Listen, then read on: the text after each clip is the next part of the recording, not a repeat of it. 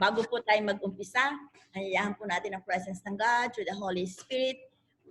Naisin ko pong ang mag-lead sa atin si Dr. Pe. Ready po ba, Dr. Pe? Langan sound. Parang Sound. Dr. Pe. Ayan. Hindi ko madinig.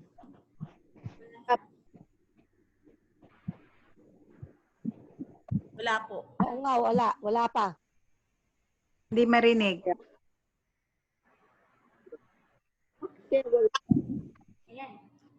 Wala kang sound. Yung audio mo. Tingnan mo yung audio mo. Ano. Wala pa rin, Pe. Sa audio. Sa audio.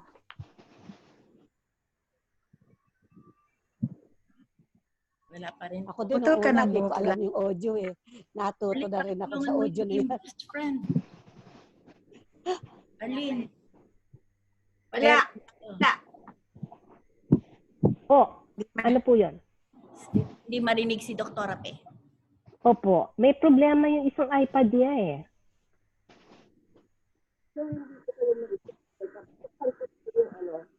Ayan, Ayan na. pero Meron na. Pero bulol. Pero ano?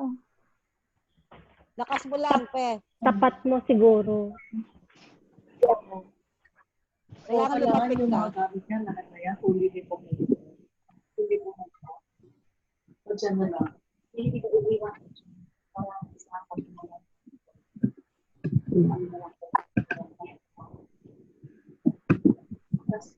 Okay na po? I Doktora. think, ano pa ba? Ayaw ko lang.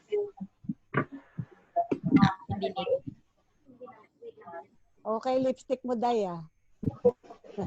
Lilibet. Ha? Sabi ko, Yan, dinig nyo na ho ako? Yan. Yan. Yan. Yan. Yan. Yan. Dinig na. Ginamit ko na ho yung isa kong ano, yung aking, ayaw talaga doon sa iPad ko eh. Ewan ko ba bakit. O sige po, let's pray. Let's pray na po. Okay. Almighty Father in heaven, God, thank you po for this day. Thank you for another blessings, another opportunity to be able to hear again your words, God, through Pastor Efren and Ate Cora. Thank you for their lives, Lord, that they continue to share the learning, the wisdom that come from you, Father God. Lord, today we ask your presence. May the Holy Spirit be upon us as we study your word, God. May you just continue to open our hearts, our ears, Lord, and our mind, God, to receive all the revelation that will come from you. May you always guide us, Lord. Thank you for all your blessings in Jesus' name. Amen. Amen. Dear Lord. Amen. Good morning po, ma'am. Punta na ako dun sa...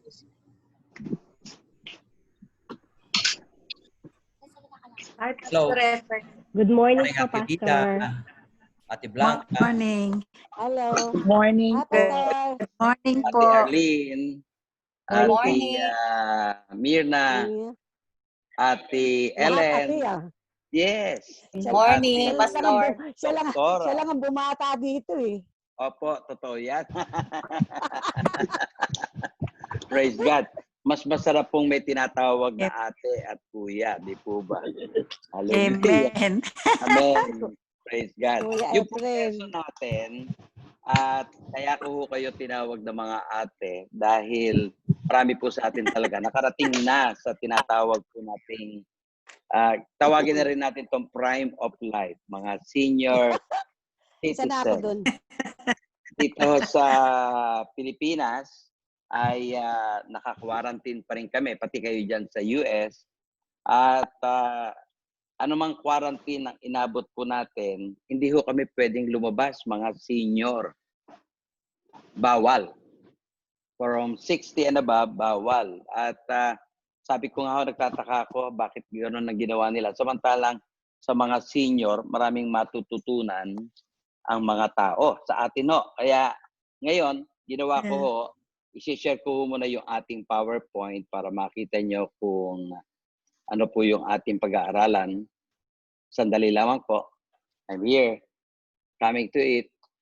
At sige po. Saglit na lang po. Ito na po. Praise God.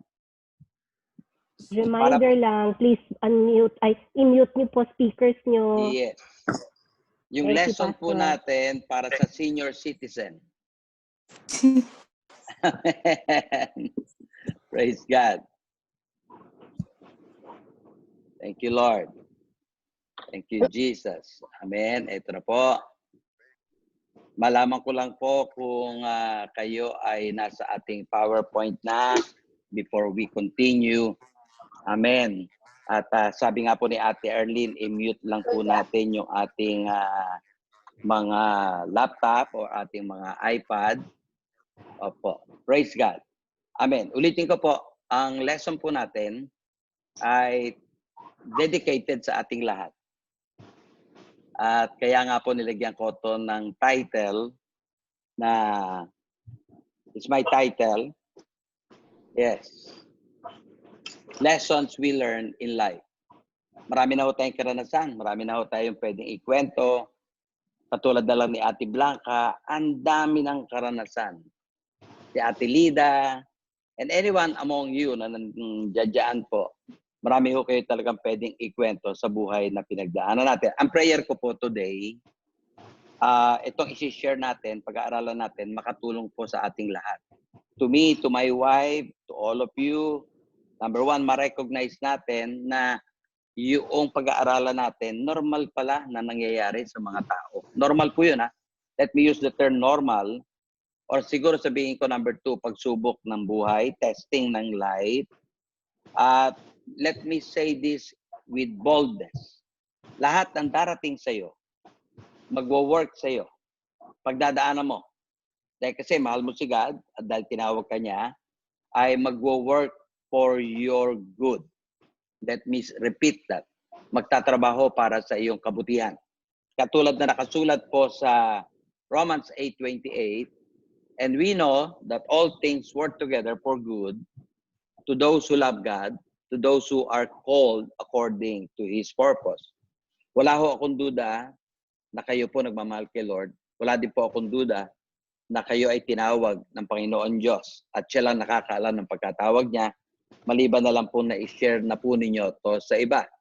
At alam natin na may pagbabago ng konti sa pagkatawag niya dahil nagbago ng konti buhay natin. Siguro tumataas, napupunta tayo sa mas malalim. Whatever it is, I believe, magiging sensitive tayo sa pagkatawag ni Lord at magiging sensitive tayo sa kung ano pagagawa ng Lord sa atin.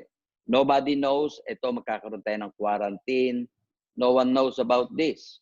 But then naniniwala po tayo na ang Panginoon Diyos po natin alam ito at itinutugma niya sa kanyang pagkatawag sa atin. So, dito po ako pupunta. Gusto ko lang ho kayong paalalahanan, all of us, be reminded. At ang unang-unang gagawin ko po ngayon sa pag-aaral po natin, i-remind ko po tayong lahat tungkol sa paglabas ng Israelita sa Egypt. At mababasa po itong istoryang ito, mahaba, hindi ko na po babasahin, i-istorya ko na lang po sa Exodus 14, 8-31. At ulitin ko po, yung istorya, yung pag-aaralan natin, ay itutugma ko ho sa lesson na natutunan natin. Makikita nyo, may kasaysayan pala sa Biblia na gano'n. At dahil may kasaysayan sa Biblia, ibig sabihin ng Lord, maging handa po talaga tayo. Ayon po dito, sa kasaysayang ito, pinatigas daw ni Lord ang puso ni Pero. We all know that. At nag-utos pa si Pero pagkatapos pakawala ng Israelita, ayon sa kanilang kahilingan, ay nag-utos naman siya sa kanyang mga tauhan, nagkaroon siya ng dalawang isip, habulin ang mga Israelita. Nang dumating na po ang mga Israelites malapit sa Pi-Hahirot, yun po yung pangalan ng lugar, nakita nila, nang bumaling po sila ng tingin, nandiyan ang mga Egyptian na humahabol sa kanila. Dahil dito, natakot sila, nag-iiyak sila, tumatangi sila kay Lord, at tapos, kung matatandaan po nyo, kung napanood nyo yung Ten Commandments, sinisisi nila si Moises. At sinabing, dahil ba sa walang libingan sa Egypt, kaya mo kami dinala dito para mamatay. Then nagsalita si Moises, at ang sinabi ni Moises, ibibigay ko po sa inyo, ito po yon. Exodus 14:13-14. Do not be afraid, stand still, and see the salvation of the Lord, which He will accomplish for you today. For the Egyptians whom you see today, you shall see again no more forever. The Lord will fight for you, and you shall hold your peace. Well, sa sinabing ito ni Moises, mapapawaw ka talaga. Masasabi mo talagang, grabe, ang husay na leader. Grabing leader itong si Moises. Pero maya-maya ng konti, nagsalita ang God. At ang sinabi ng God kay Moises, magugulat kayo. Mamaya babasahin po natin yon sa verse 15 and 16. Ang sabi ng God kay Moises, bakit ka umiiyak dyan? Itaas mo tungkod mo. Hatiin mo ang dagat. Nagulat din ho ako nung mabasa ko yon. At ito ho yung sinasabi ko sa inyo, binasa natin itong Exodus 14:13-14. Grabe si Moises, ang tapang, ang lakas ng loob. Pero nung dumating ang sumunod na talatang 15:16, ang sabi sa kanya ng Diyos, why do you cry to me? Tell the children of Israel to go forward, but lift up your rod and stretch out your hand over the sea and divide it. And the children of Israel shall go on dry ground through the midst of the sea. Kung maalala po ninyo, mga kapatid, bago itong kasaysayang ito, tinanong ng God si Moises noon, nung tinawag niya si Moises. At nung tinawag niya si Moises, sinabihin niya, papuntahin niya sa Egypt para alisin ang kanyang mga kababayan, ang Israelita, sa pagkakaalipid. Tinanong ni God si Moises, Moises, ano ba yung nasa kamay mo? Sumagot si Moises at nagsabing, isang tungkod po. Dito sinabi ni God, sa pamamagitan niyang tungkod na yan, Moises, gagawa ka ng himala. And true enough, nagpakita ng himala ang Diyos sa pamamagitan ng tungkod na meron si Moises. At ang tungkod na yon naging ahas, kung natatandaan nyo.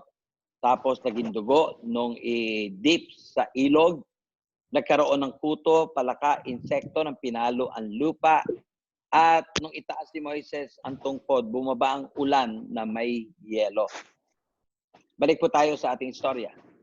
Nakatawid na po ang Israelita sa dagat na pula, naligtas. Tapos lahat ng Egyptian na sumusunod ay nalunod sa dagat. At mula noon, doon nalaman ni Pharaoh at mga Egyptian na ang Diyos na tinatawagan ni Moises ay tunay na Diyos. Ayon sa Biblia po, dahil sa matinding ginawa ng Diyos, number 1, iniligtas niya ang Israel that day. Number 2, nakita ng Israelita ang mga patay na Egyptian sa dalampasigan. Number 3, natakot ang mga Israelita sa Diyos. And number 4, mula noon, naniwala sila kay Moises na lingkod ng Diyos. Mababasa po natin ito sa Exodus 14:30-31. So the Lord saved Israel, yan po yung una, that day, out of the hand of the Egyptians. And Israel saw the Egyptians dead on the seashore. Yun po yung pangalawa. Thus, Israel saw the great work which the Lord had done in Egypt. Yan po yung pangatlo. So the people feared the Lord and believed the Lord and His servant Moises. Ito po yung istorya ng istorya. At dito ko po kayo pinasimulan. How they crossed the Red Sea. At ito po, mapapamangha tayo. At hindi pwedeng hindi ka magsasalita na grabe pala talaga si Lord. Great is our God. It's mighty to be praised. Amen? Yan po yung hinahangaan ng marami. Hinahangaan ko yan. Inaantay ko parati ang palabas na 10 commandments. Pero let me share this with you. Pagkatapos ng matinding himala sa Red Sea, doon po tayo nagpasimula sa Red Sea, kinati ni Moises ang dagat na pula. One of the greatest miracle that had ever happened na paulit-ulit po nating pinapanood, paulit-ulit po nating inaalala, paulit-ulit po nating binasa. Yes, may nangyari. At babasahin ko po sa inyo na may nangyari pagkatapos ng Red Sea. At dito ho ako magpapasimula sa pagpapaalam sa inyo ng problema at yung lesson that we can learn. Pagkatapos ng hatiin ang dagat na pula, dumating po sila sa tinatawag nating Exodus 15:22-25, Na dito mababasa natin. So Moises brought Israel from the Red Sea. Yan po yung Red Sea. Then they went out into the wilderness of Shur. Andun out sila sa wilderness. Nakatawid na. And they went 3 days in the wilderness and found no water. Take note, they found no water. Samantalang galing sila sa napakalaking dagat, napakalaking tubig, hinati ni Moises, tinaas niya tungkod niya, nahati. Tapos pagdating sa wilderness, walang tubig.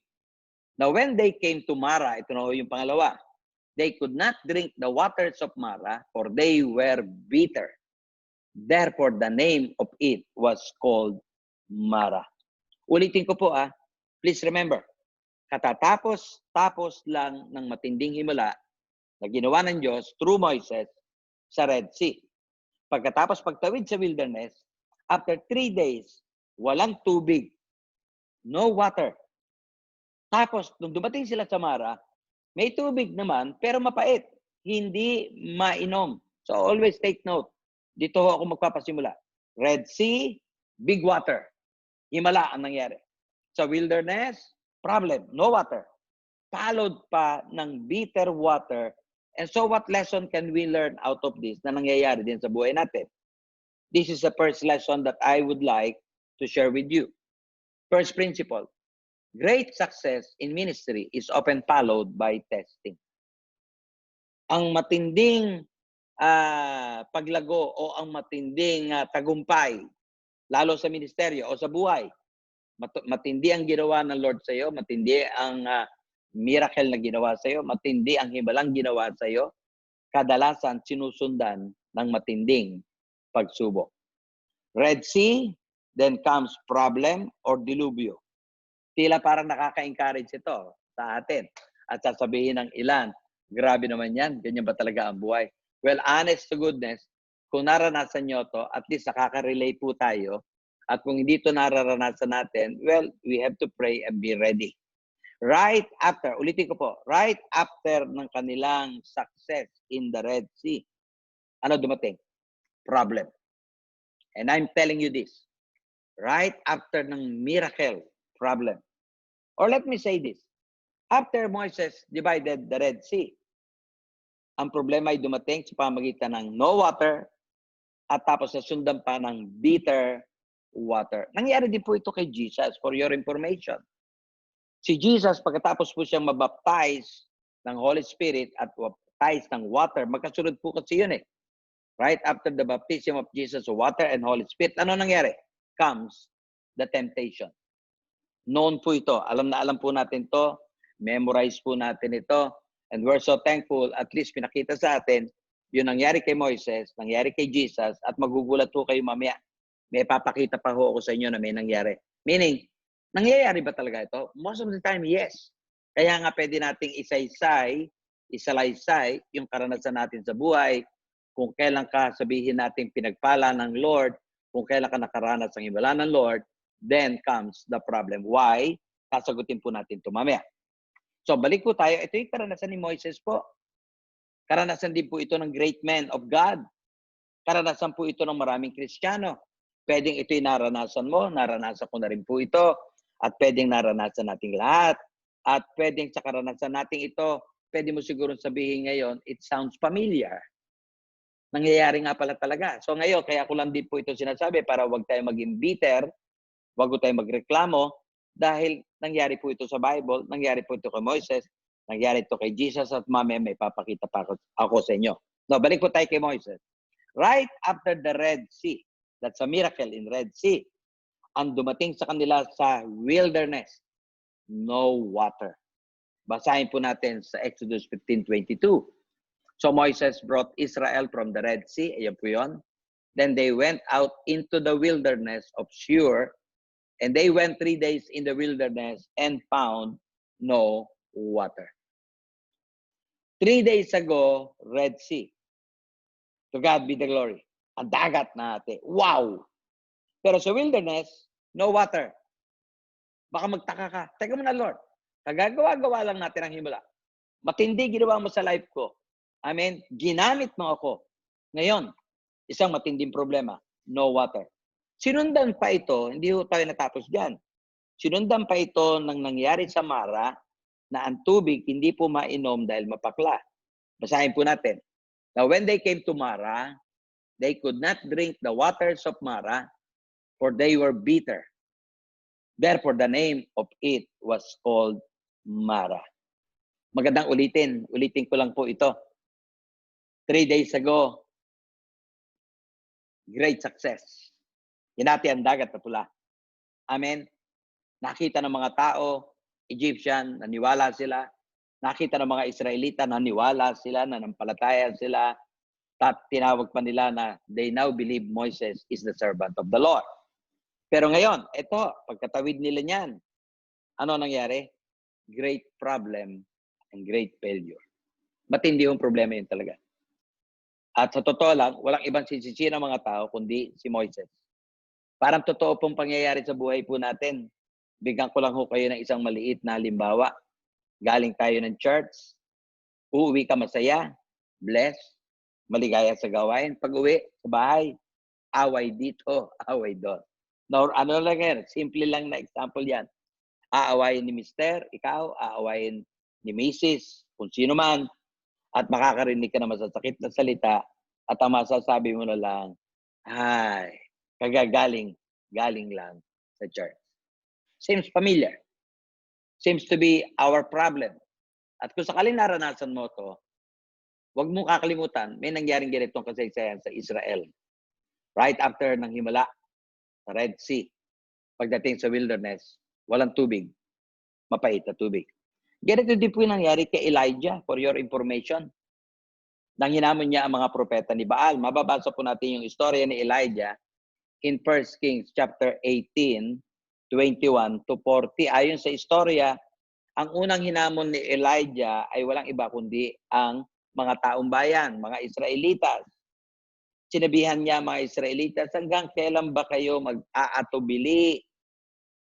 Si Baal ba o ang Diyos ang paglilingkuran niyo? Kung si Baal, mapatunayan yung Diyos, sa kanya kayo. Kung ang Diyos natin, mapapatunayan yung totoong Diyos sa Diyos natin. Hindi yung sumagot ng mga tao, dahil kasi nga yung mga tao takot, hindi alam.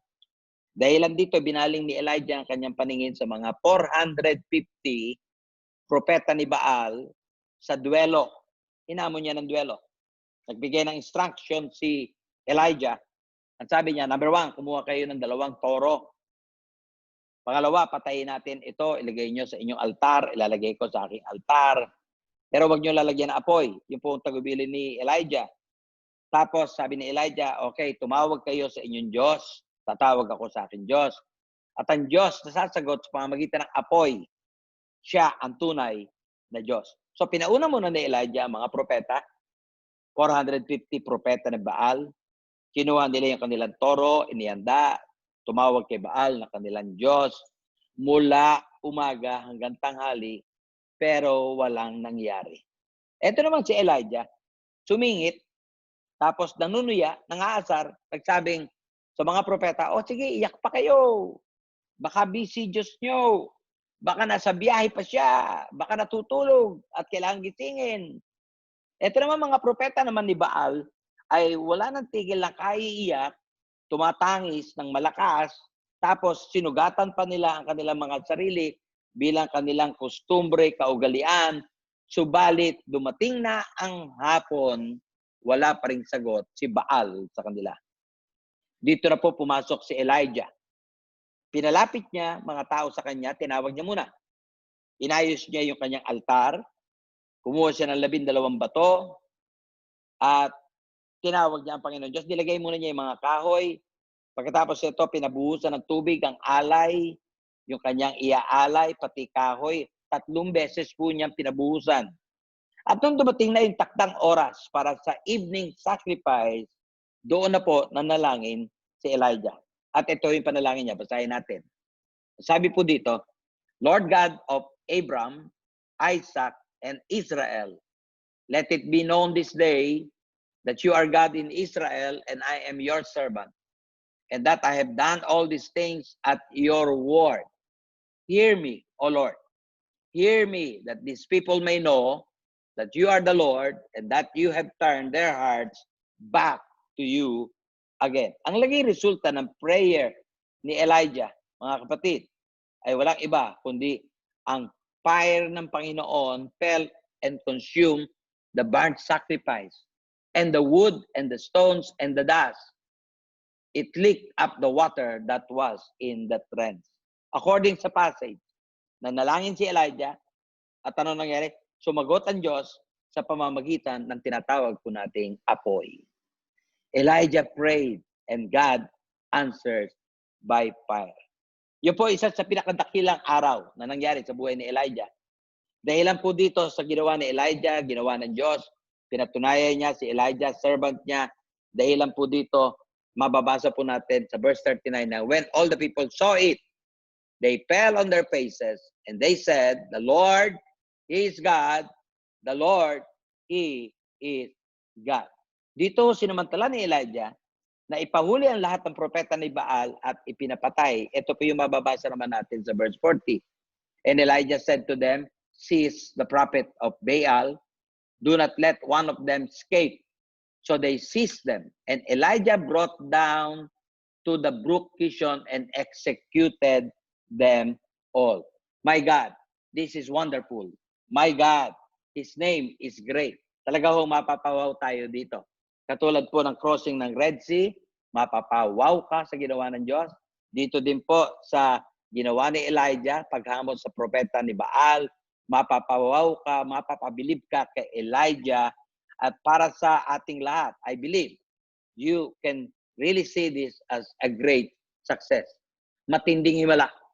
Matinding ginawa ng lingkod ng Diyos. O matinding ginawa ng Diyos sa kanyang lingkod. At talagang pwedeng purihin mo ang Diyos at pwedeng magkamali ka, mapuri mo yung tao at ikatuwa mo, ikaligaya mo, ipagbubunyi mo yung nangyaring ito. Kaya lang, katulad po ng sinabi ko kanina, ang kasunod ng pangyayaring ito ay nakakapangilabot. Ang kasunod po dito ay nakakasindak. Gamitin natin yung term karima-rimarim, kalagim-lagim.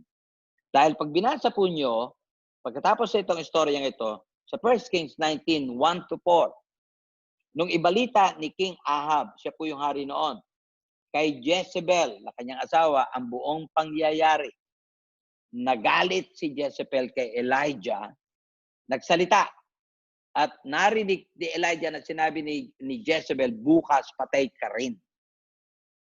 Si Elijah na marinig ito, ano nangyari kay Elijah? Natakot, tumakbo, nagtago, at nakakalungkot. Nagnais na mamatay na nung araw na yon. My God! My Lord! Si Elijah, na bold doon nang hinamon niya ang mga propeta ni Baal at pagkatapos napatunayan niyang ang Diyos ay kasama niya, sumagot sa pamamagitan ng apoy, pagkatapos pinapatay niya ang 450 priests ni Baal sa 1 Kings chapter 18, yung pinanggalingang verse. Pero dito sa 1 Corinthians 19, dahil lang sa isang babae, pangalang Jezebel, siya ay umatras, nagtago, natakot, at nagnais na mamatay. My God! Gusto ko lang ipakita sa inyo, normal pala yun. Moises, grabing himala, hinati ang dagat. Pagkatapos, pagdating sa wilderness, may problema. Elijah, matinding himala. Pinakita ng Diyos na talagang siya'y lingkod niya. At pagkatapos, pinapatay pa niya mga propeta. Ito lang babae nagsalita. Natakot at nagnais ng mamatay. Well, sa totoo lang, pwede tayo magtanong, our question right now is this, why does God allow these things to happen? Pwedeng naitanong mo, bakit niya pinahintulutan na dumaan ka sa pagsubok? Bakit niya pinahintulutan na pagkatapos ng matinding pinakita niya sa iyo, bakit ito naman pagsubok na ito ay dumarating sa buhay mo? Well, the answer is found in Deuteronomy chapter 8, verse 2. And you shall remember that the Lord your God led you all the way these 40 years in the wilderness to humble you and to test you, to know what was in your heart, whether you would keep His commandments or not. Meron po ditong 4, pero ginawa ko na 5. Yun na po yung aking summary tungkol doon sa unang 4. Ito po yung 4 kasama ng 1, 5 po bali. Kaya pala pinahintulutan ng Lord yung mga bagay na yon, pinakita sa atin, binasa natin kanina, para po pala tayo to humble us Pangalawa, to test you. 3, to expose your heart. 4, to show how weak we are and easily distracted. At panglima, to mature us. Maybe some other time ituturo ko po ito, pero sinabi ko lang po ito. And I would like you to listen, please. Hindi po tayo magmamature. Now I'm talking yung kauli-ulian, to mature us.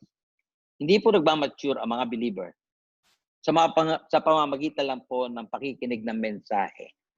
In English, you do not mature by listening to lectures. No, you don't. Nakikinig po tayo ng lecture that, like I say, it allows us, our faith, to grow. Pero we don't mature by that. Nagmamature po tayo according sa mga nababasa natin sa Bible sa pamamagitan ng karanasan, experience. That's the reason why nagkakaroon tayo ng pagkakataon na nakakaranas tayo ng mga pagsubok. Pagsubok na tayo ay makikita matatag, pagsubok na makikita tayo mahina. But anyway, it was allowed by God para tayo talaga mag-mature. So natututo tayo. At nagmamature po tayo by facing difficulties. At pagka nakakaharap po tayo sa mga difficulties, doon lang naman talaga napapatunayan kung talaga nag-mature na po tayo. Hindi po tayo nagmamature by having all the money that we need. Hindi po tayo nagmamature by being healthy. We become mature pagka nagkaroon tayo ng karamdaman. Nagmamature tayo pagka nakaharap tayo sa malaking problema. Nagmamature tayo pag may matinding pagsubok sa ating buhay. And we need to understand God allowed them to happen. At kaya ito inallow ng God to happen because meron po siyang purpose.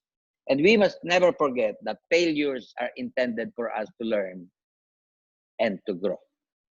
Yan po yung unang prinsipyo na nakita natin.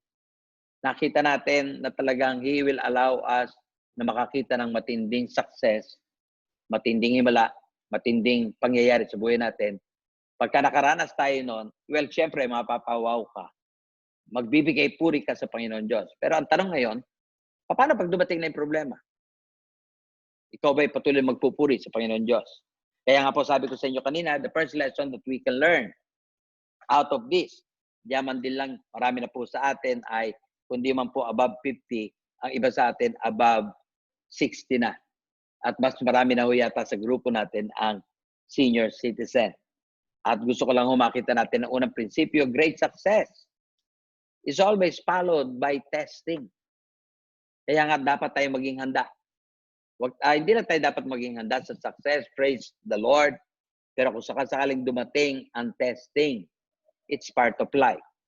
All things work together for good. Now, let me bring you to the second lesson that we can learn. Natutunan na po natin to, maging handa kayo. Ako, dapat maging handa. Marami talagang success na pinaparanas si Lord. Pero dapat din ako maging handa sa maraming pagsubok na darating. At doon lang makikita ni Lord kung talaga ang faith ko matatag na, kung ang pananampalataya ko talaga matibay na, kung ang paniniwala ko talaga sa Kanya, ganun na. And I thank God for all the training. At hindi ako talaga dapat matakot. Kayo hindi din dapat matakot. Bakit? Kasi alam natin, hindi pa man ho tayo pinapanganak, kilala na tayo ng God. Hindi pa nga ho nakikreate ang mundo. Before the foundation, kilala na tayo. And if you believe that, and you really trust God for that, then whatever happens, pagkatiwala natin sa Kanya. And I really would like us to put our trust in Him. So, bigay ko po sa inyo yung pangalawang lesson that we can learn. Ito po yung pangalawa. Second principle, second lesson that we can learn, great service or success in ministry is often forgotten.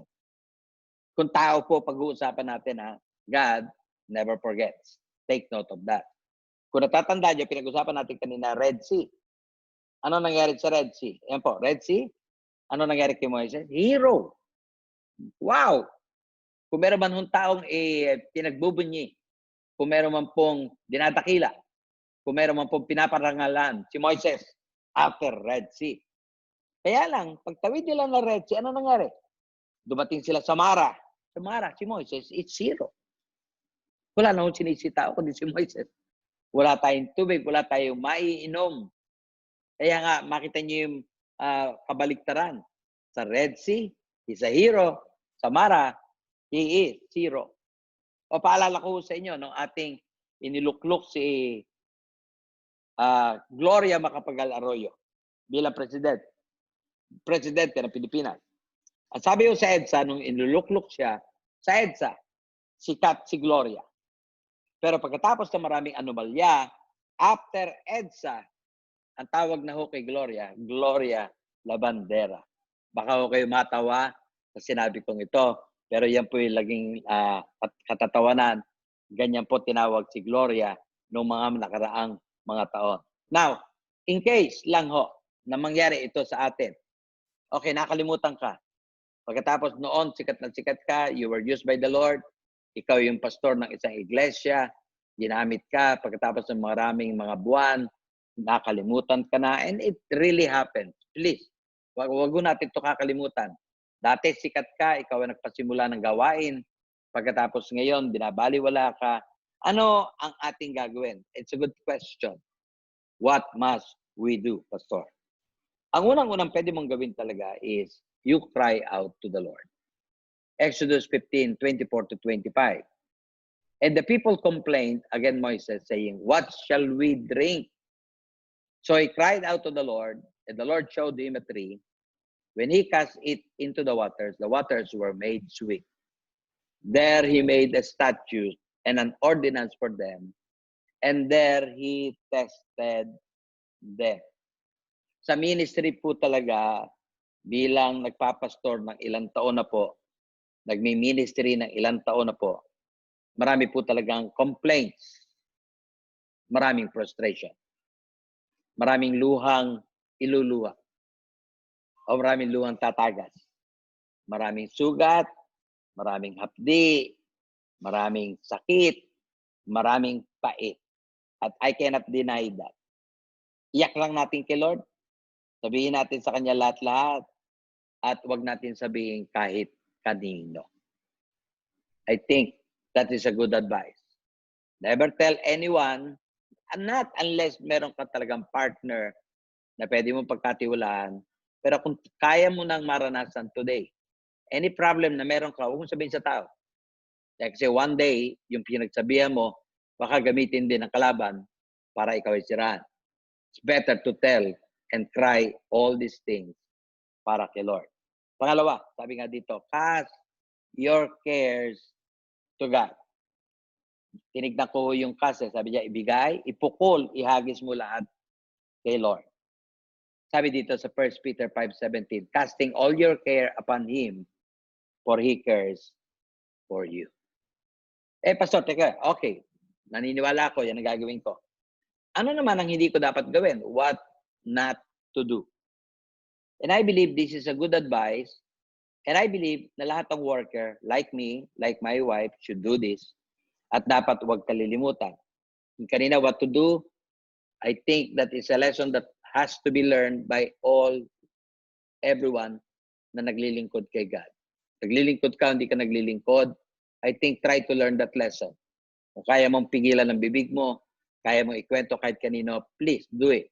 Ito naman ngayon, what not to do in times na talagang maranasan mo, nakalimutan ka at pumangit pa, laging papel mo.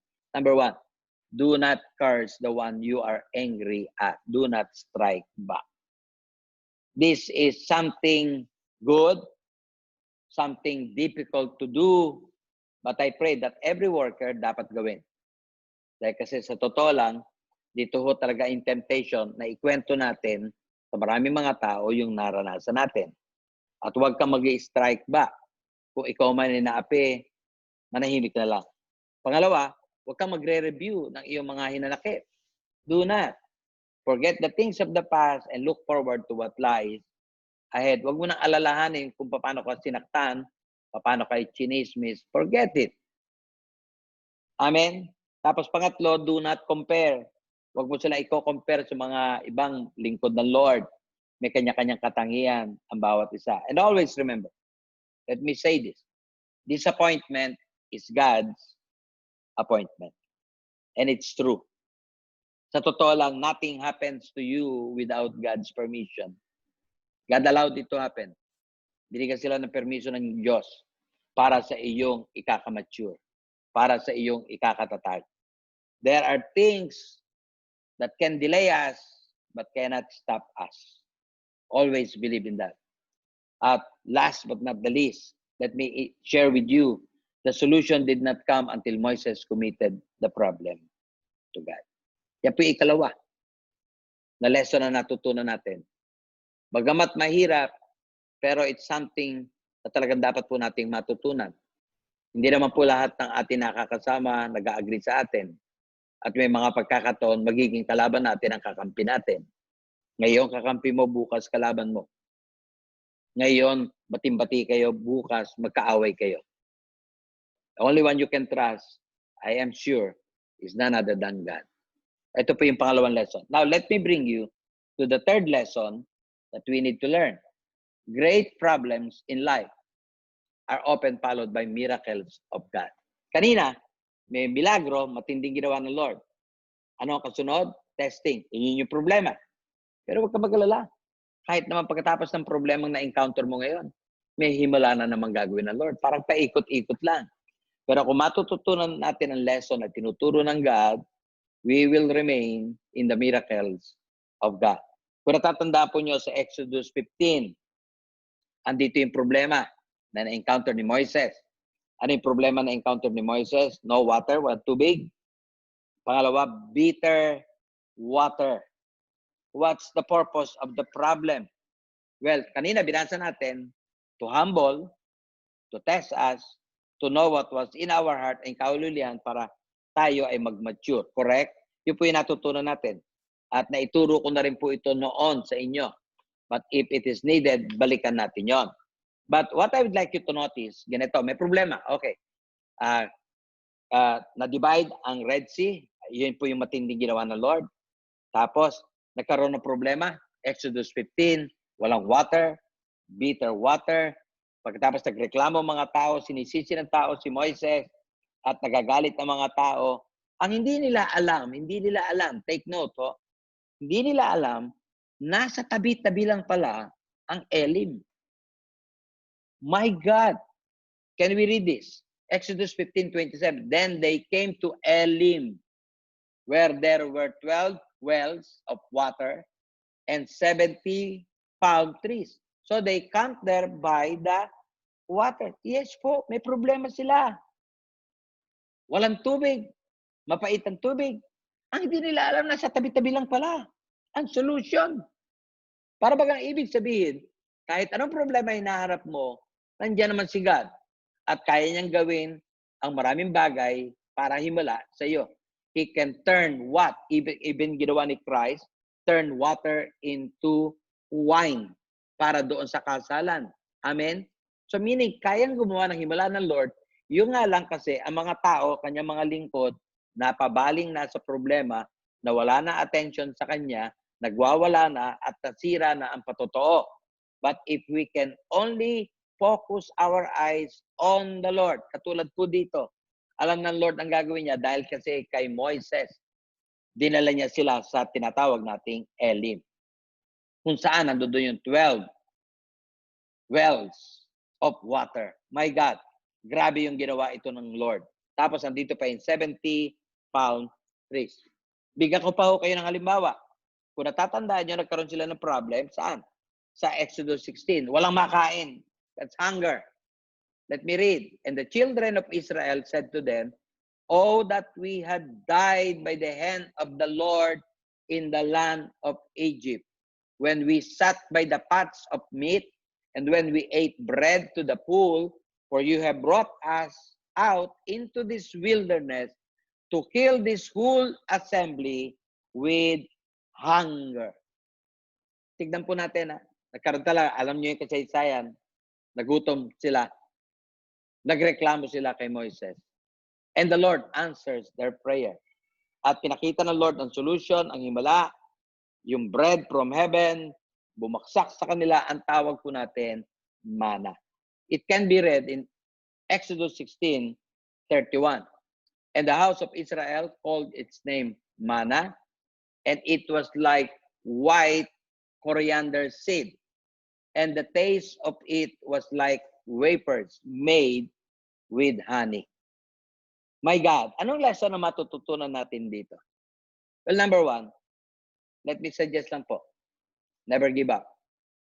Never, never, never give up. Pangalawa, call on the Lord. Naniniwala po kung pagka may problema tayo, gumagana isip natin, huwag natin paganahin. Magkakaroon tayo ng ibang solution, man's way, huwag natin paganahin. Never, never give up, call on the Lord, and use the verses that tells you na ang Panginoon Diyos ay sumasagot sa prayer. Jeremiah 33, verse 3, call unto me.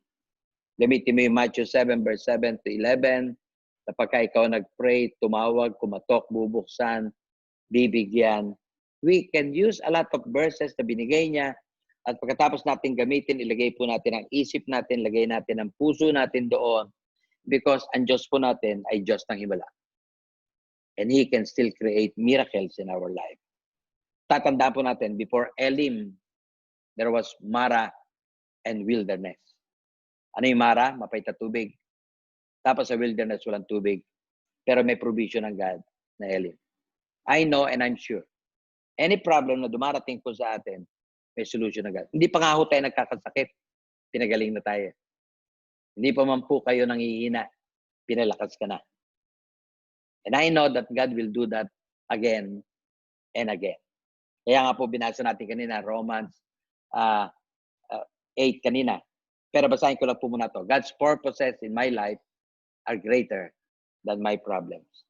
Let me read Romans 8:28. And we know that all things work together for good to those who love God, to those who are called according to His purpose. Last but not the least, daling ko po lang po kayo sa isang kasaysayan found in 2 Kings chapter 4, 1 to 7. May isa po ditong babae, asawa ng propeta. Lumapit po siya kay Elisha. Hindi na ako si Elijah, Elisha. Umiiyak, humingi ng tulong. Dahil sabi niya, Elisha, ang asawa ko'y patay na. At darating na yung aking pinagkakautangan.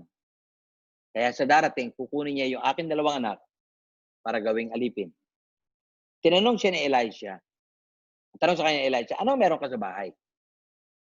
Sumagot yung babae, wala po eh. Kundi meron lang akong jar of oil. Nung madinig ito ni Elisha, sinabihan siya, manghiram ka sa mga kapitbahay ng mga empty vessels. At huwag kang hiram na konti hiram ka na marami. Tapos pagbalik mo, sarado mo pinto, punuin lahat ng lalagyan na nahiram mo. Nang puno na lahat ng lalagyan, doon tumigil yung langis na tumutulo. Take note. Lahat ng kanyang nahiram na puno, at dahil wala na siyang hiniram, naubos na, doon tumigil ang langis. Then Elisha told the woman, ibenta mo lahat yan, at pagkatapos mo mga ibenta, bayaran lahat ng utang.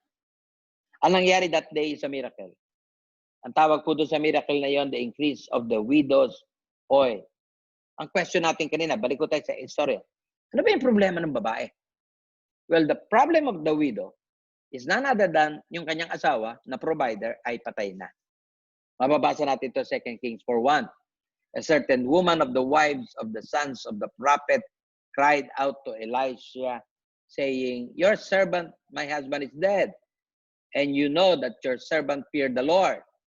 And the creditor is coming to take my 2 sons to be his slave. Ito po yung unang problem.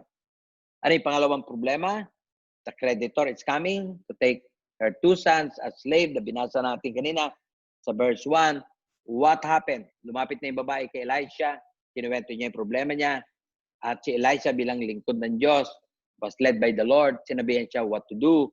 At yung babae sumunod. Ano nangyari? Miracle. It's a miracle. That's what happened. Ano yung miracle? Every jar she borrowed was filled with oil. Hallelujah. At pagkatapos ito, ngayon pwede niya natong ibenta to be able to pay her husband's na utang. Yes po, may problema yung babae. Matindi problema ng babae, hindi yung simpleng problema yon. Wala na yung kanyang asawa that will provide for her. May utang pa yung asawa niyang iniwan. At pati hindi talaga problema. Wala siya pambayad. At pag hindi siya nakabayad, kukunin niya kanyang mga anak. Pero ang Panginoon ay nandun. At parating totoo sa kanyang mga pangako. I believe, tayo po ay may Diyos. Tayo po ay may mga karanasan. Hindi na ho natin siguro kailangan ng karanasan para mapatunayan ang Diyos natin ay Diyos. But I really believe, we have proven that God is alive. He is with us. And He continue to answer all our prayers. Pwede po ba tayo manalangin? Tayo po ay yumuko. Let's all close our eyes. Let's come to the Lord. Alam ko, tinuturuan tayo ng Lord na maging handa sa success. We have our own successes in our life. Pagkatapos ng success, maging handa din po tayo sa pagsubok. Ang dami na hong dumaan pagsubok sa ating buhay. And I hope, I pray, na yung mga pagsubok na dumating sa atin matures us already. Maging matatag na tayo. Maging handa din po tayo sa himala. Panginoon namin Diyos, we come before you in the name of your Son, Jesus. We're so thankful, Father God, sa kasaysayan na pinakita mo sa amin nung si Moises, Father God, makaalis sa Egypt, napunta, Father God, sa tabi ng dagat at natakot dahil ang mga tao nagre-reklamo. Pero Father God, doon ka nagpakita ng matinding himala. Ang dagat na pula ay nahati. Praise your name, Lord, because we believe you can still do that sa panahon po namin ngayon. Maraming bagay ang darating pa sa buhay po namin, pero alam namin hanggat hindi katapos at hanggang nandito kami sa lupa, marami pa kami pwedeng maranasang himala. Mula karamdaman, gagaling. Mula sa kahinaan, lalakas. Mula, Father God, sa maraming pagsubok, you will show us your miracle. And Father God, nakahanda na rin po kami. Nakita namin, pagkatapos ng himala mo, may kasunod na pagsubok. May kasunod na testing. It's our prayer, Lord, sa akin, sa aking mga kasama na nakikinig sa akin ngayon, turuan mo kami maging handa sa anumang pagsubok. Turuan mo kami, Lord, maging matatag sa lahat ng pagsubok.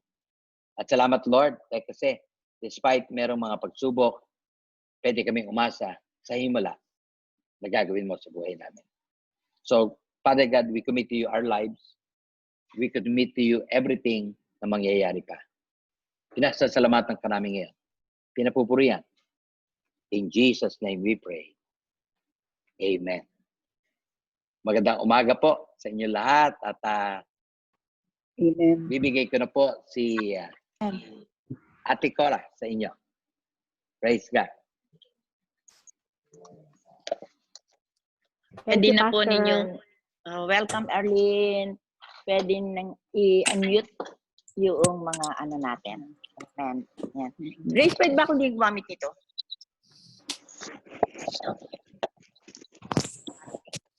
Bakit na-stop ako?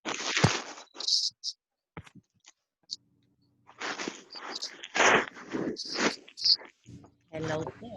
Ngayon tayo na hands po doon sa binigay sa atin ng Diyos. Sa pastor, doon sa na lesson po.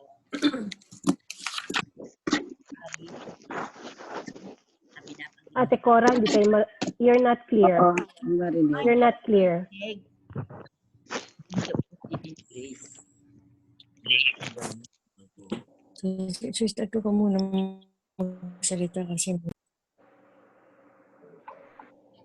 Ano po yun, Ate Cora? Ayan. Dali daw po. Kasi meron po ako dari dito. Ayan po. Rinig Yan. natin. Mm-mm. Sige po, Dr. Ellen. Lahat po. How about si Ludi? okay Share din ako. Yes. Si Blanc. Yeah, Narinig better. natin, here. yes. Si Dr. Pe. Yes. Dr. Ellen. Narinig niyo po ako? Good. Si Mirna. Ninig mo ako, Mirns? Okay. Si Lida. Si Lilibet. Clear po kayo. Here. Okay po. Nadinig po. Yan, very good po. Kasi kanina po, nung sinabi ni Pastor, tatlong prinsipyo, di ba, Arlene, Doktora, no?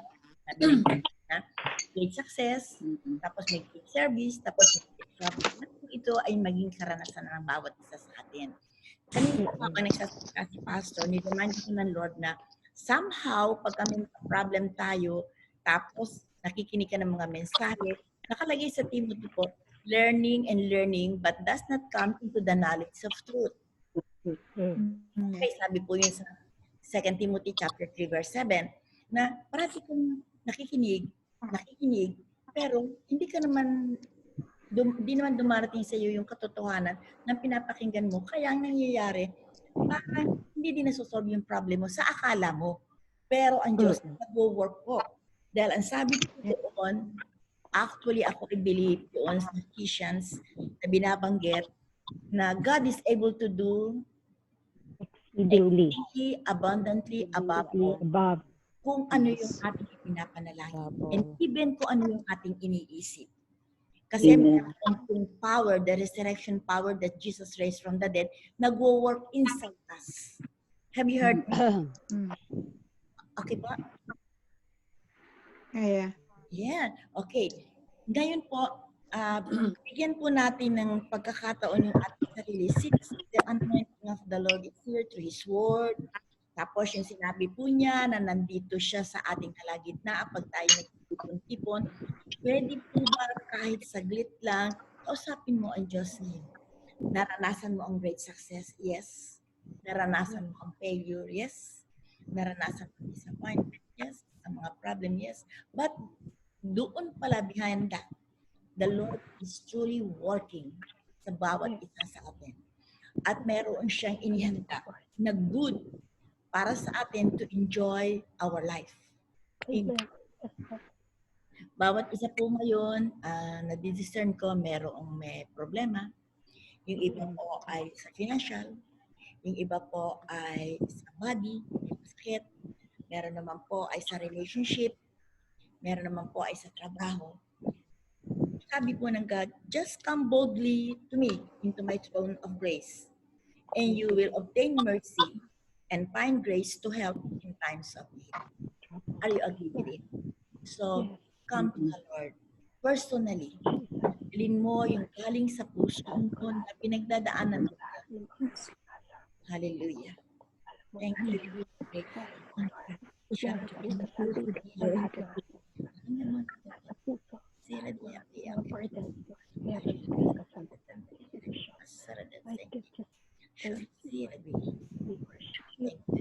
You are my Father. I love you. Who cares for me so far? Thank you. At the right time, You, dear Lord, what for my God. Thank you, Jesus. that you will never leave us nor forsake us. Thank you, Father. Never fail us. Hallelujah.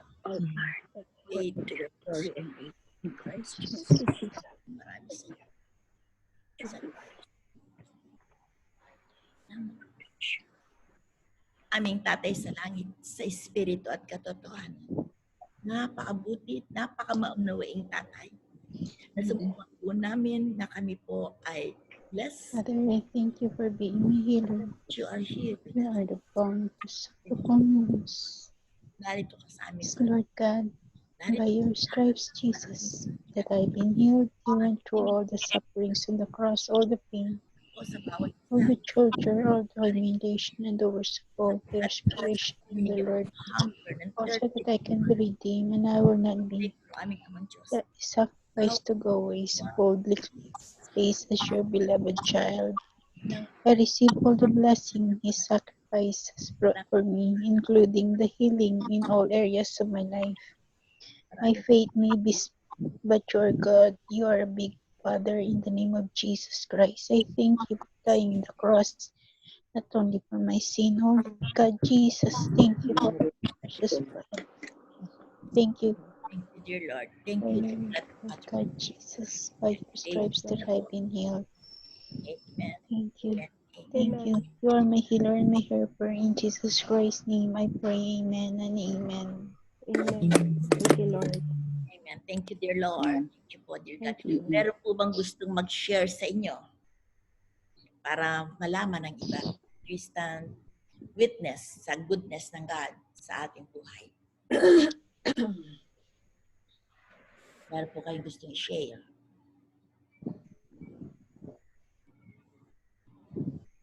Hello? Ikaw, Arlene. siguro ang gusto ko lang ma-share is that it's true, our lives are filled with situations na nakaka-disappoint, nakaka-hurt, pero ang great reality ng buhay ko is that I have a loving Father in heaven who knows what I'm going through, and that whatever is happening, meron siya parating paraan para matapos yun, o kaya kahit na hindi pa tapos, i-comfort niya ako, bibigyan niya ako ng peace. And that is one thing na I'm so thankful for, because through yung word niya na His mercies are new every morning. May mga situations na wala pang solution today, pero meron akong natatanggap every day that assures me na andyan siya. Hindi niya ako pababayaan. Iyon po.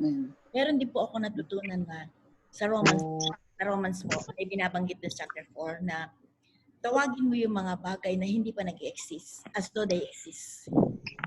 Para kung sakalit merong pangyayari sa katulad niya, Father God, thank you po sapagkat sa buhay ng kapatid ko, kanilang pamilya, ikaw po yung ikilos at gumagawa sa kanila. We call you, God, as you have said into your words, na tawagin namin, although hindi pa po nag-exist, nangyayari. But because of the power and authority you have given to us, we call it, Father God, na ma-solve, ma-ayos, at mapunat lahat ng mga pangangailangan niya. Naman pong relationship niya, hindi po naaayos, aayusin mo. We call it, Father God, na ma-restore in the name of Jesus. Amen. Amen. Yes, Lord. Amen. Meron Amen. po. Amen. Amen. Mr. Blanks, meron ka bang gusto share? Wala naman. Ang share ko lang na-overtaken ko na yung sa dami ng dumaan sa aking buhay. Alam ko naman na talagang si Lord lang ang aking pag-asa sa buhay. Na talagang the Lord really seen it through. Lahat-lahat. Mula pa nung umpisa, mula pa nung sa anak ko kay RB, hanggang sa ngayon. Tama yung sabi ni Pastor, all I have to do is cry out to the Lord. Yes. And the Lord is always there for me. Meron po ako natutunan na, although doon sa Psalms po, always nakikita natin, nababasa natin, naririnig natin sa mga messages na si King David parating umiyak sa Lord, di po ba? Pero alam niyo po, one time, meron po akong napakinggang pastor na nagtuturo po na sinasabi, katulad niyan sinabi na niya noon kay Moises, bakit ka ba umiiyak? Meron kang tungkod, that authority. And now, sa panahon natin sa New Covenant, the Lord Jesus Christ gave us authority and power. Upang sa ganun, lahat ng mga bagay na kung ano man yung pinagdadaanan mo, pwede mo na siyang tapusin. Alam niyo po ba yun? Because you have power. Amen. Power. Yes, lalo na minister, no? May discerning of the spirit tayo, you know? Yung gift na binigay sa atin ng Lord, gusto niya mag-operate ka doon. And gusto niya maranasan mo. Kaya nga siya na de-delight, tunay na nalulugod sa tuwing tayo po ay nananalangin. At na-exercise natin yung power. Hindi mo, sabi nga nila, wag niyo po ako ma-misinterpret, hindi po ito pride. Pero, binigyan ka ng Lord ng power, binigyan ka ng authority para sawayin kung merong bagay na hindi maganda na nangyayari sa buhay mo at sa iyong pamilya. Amen. You have that kind of authority using the power of the name of Jesus. At mararanasan, dear God, sinabi mo, command kita. Command ko yung situation. And you can do that. And you know, na-experience po namin ito. Mai-stop po yan. Kaya, kung noon nga po naalala ko si Doktora Pe, maraming mga ups and downs. Di ba, Doktora, ano? Ngayon, pag nakapokus sa problem, hindi mo ma-exercise yung power mo, hindi mo ma-exercise yung authority to stop that situation. You know, the Lord is with you and never leave you. Kaya, Amen. Amen. talaga, mararanasan mo. Meron nga po akong ka-prayer one time na ang sabi niya, I put an end on this in Jesus' name. Tapos araw-araw po niya yung pinag-pray. 1 week lang tapos yung problema. So, I challenge po sa inyo, kung meron man po dyan, na meron kang kapangyarihan, meron kang authority na ibinigay na Tapusin mo na yan. Huwag kang mag-alala. Sabi ko nga po nung isang araw the Lord can say no to us because we are His Amen. That's true. Mhm. Amen. Lalo na nga, Sir Cora, pag nag-worship ka muna, Yes. nakita ko na talaga yun na ang ginagawa ko kasi nag-worship muna ako lahat, tapos pray ako, worship ulit, worship, ganon. Tapos nagbabasa ako ng word hanggang sa darating na yung sa huli na magko-communion ako. Ang kailangan lang po natin is maging patient na po, tapos mag-wait lang, and the Lord is working. Amen. Amen. Meron pa po sa inyo na gustong mag-sing? Ate Cora, Yes po. oo po. Alam niyo po, ang na-realize ko lang dito sa situation natin din, nating lahat. Yes. Sabi nga, God will not give you something you cannot handle. Yes. Handle. Diba ba? Kaya siguro, kilala kasi ako ni Lord eh. Alam niya yung situation, alam niya kung sino ako, alam niya kung gaano ko ka-emotional, alam niya yung weaknesses ko. So, at this point in time sa life ko, parang sobra yung freedom na naramdaman ko. Hindi na nga nung nagpe-pray ho tayo, sabi ko, ano pa nga ba yung aking masasabi ko na concern ko malaki sa life ko. Parang sa ngayon ho, parang wala na. Minsan masakit yung mga katawan ko, gano'n. Kasi kasalanan ko dahil kumain naman kasi ako ng mga pork. Parang gano'n. Alam naman na bawal sa akin yun. Ito ba? Parang sabi ko nga, dahil alam ni Lord, kunwari, yung iba po sa atin na maaaring continuous pa rin yung mga pinagdadaanan. Alam ni Lord na kaya ng anak niya yon kung bakit may pa rin siya. Di po ba? Pero kaya ako kasi kilala ako ni Lord na hindi ko kakayanin yung mga ganon. Kaya siguro in-stop na niya sa akin lahat ng, lalo na alam niya, very emotional kasi ako. Hindi ko kaya yung mga relationship na yan na ganyan na talagang mamamatay ako, mauna ako mamatay physically, lahat na ganon. So, sa langit naman po pupunta. Kaya talaga, ang bait ni Lord talaga po na, alam niya na, Amen. kung sino ako, yun lang po yung tingnan. Alam niyo po, nagkakaedad na tayo. Actually, sa July 72 na ako, ano po. Pero yung Panginoon Diyos, ganun pa rin. Kagad kay Lida. 8 years old ako yung strength ko, tapos nakapag-lead ka, nakapag-Bible study ka, prayer together, nagkagawa mo pa yung gusto mong gawin. And ako po, I'm good. No? Wala po akong nararamdaman, anything.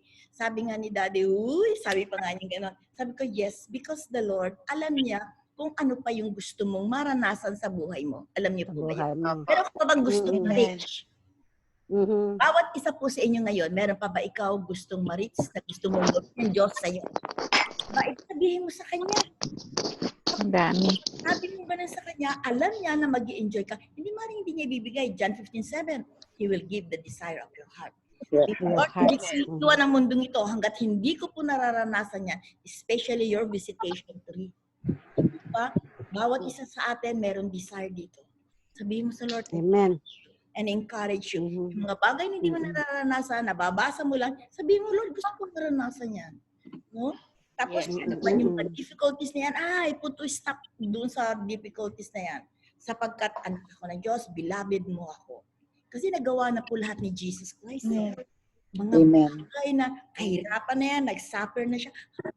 Ayaw niya na tayo yung mag-suffer sa totoo lang.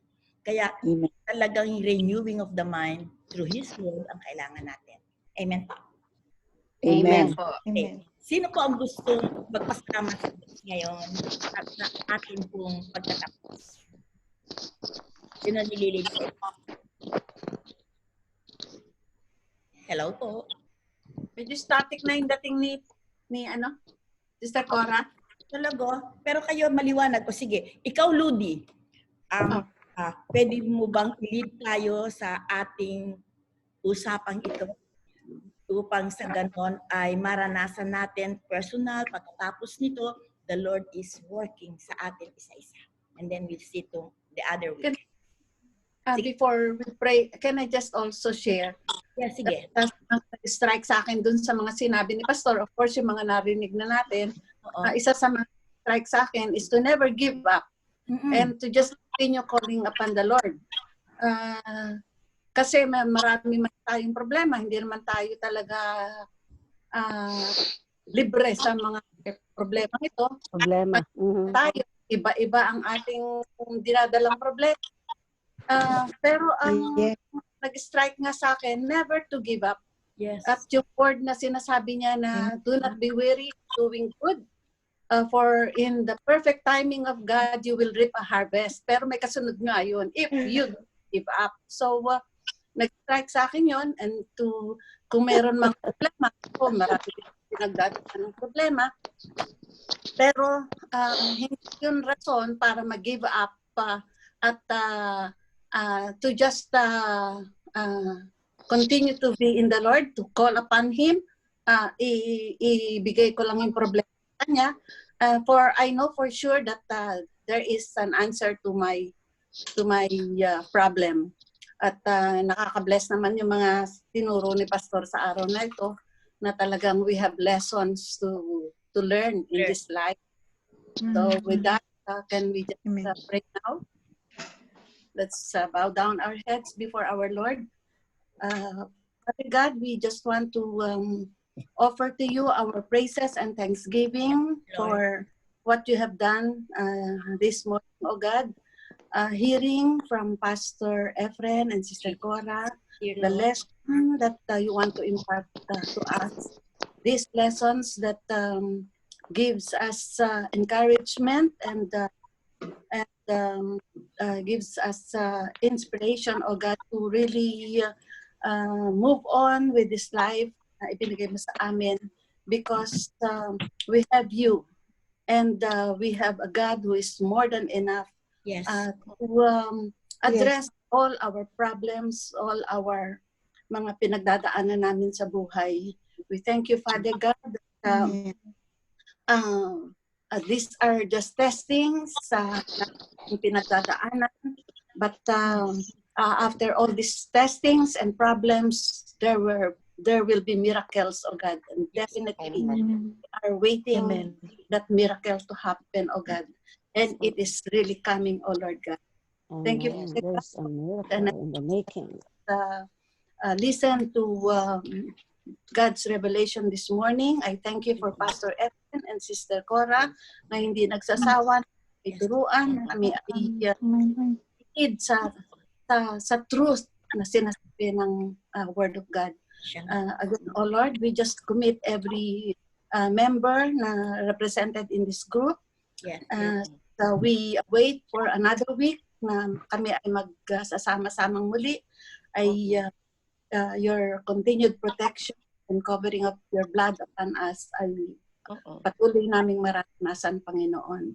And as always, oh God, we can only give you back all the glory, all the praises, thanksgiving, and adoration. And we pray this in Jesus' name. Amen. Amen. Amen. Miracle coming into my life in Jesus' name. Amen. Amen. Habang nagpe-pray ko, si Sister Ludy kanina, uli pong nalala sa akin ng Lord na sinabi niya noon kay Moses, bakit ka ba umiiyak sa harapan ko? Use your tungkod. Sa atin naman po, bakit ka ba kay sa Panginoon Diyos? Use your power and your authority to stop whatever nangyari sa iyo. And we experience the miracle. Amen. Amen. Amen. Ay, nalaglag. Amen. Amen. Thank you. Bye. Bye po.